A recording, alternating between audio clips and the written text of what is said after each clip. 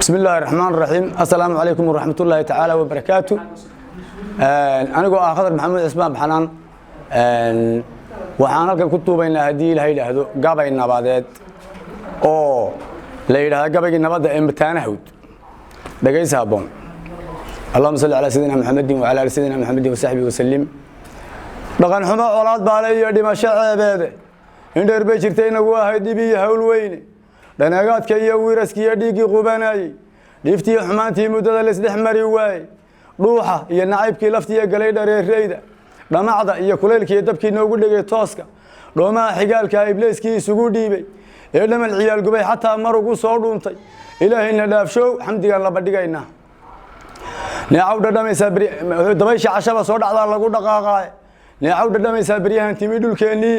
midii lagu wadaago allow dhaxalgaloo waarta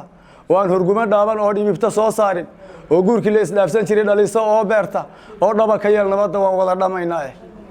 dhowr kaacad iyo koofida dhibicda moodayso dhaqankiiyo garaadadu xilkii dhalada loo saaray ka soo wada dhalaalo runbay ugu dhaqaaqeen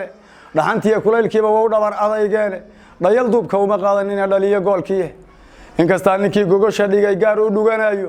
oo dheeraad ilaah siiyay aan lagu dhaliilaynin mahmaha dhaba taagan aan ciidina dhaafayne dhal wanaag ku faan baarqamale dhowr halaad jaray waxa maalka adag loogu dhigay dhalan qurxoonaane dhammaanteedba way wada qabteen hawlihii dhacay dhaawac iyo geeriba xukume oo dhamaystiree fitiligtay dhidbeen ruuxii jaray dhaha wixii siiye dhanna u lixda Soomaalidii ina dhex taagnaydii dhaadhaadistii xaajadaasi qardhabideeda dhinacyadan mataanoobay baa dhaadhiceeda leh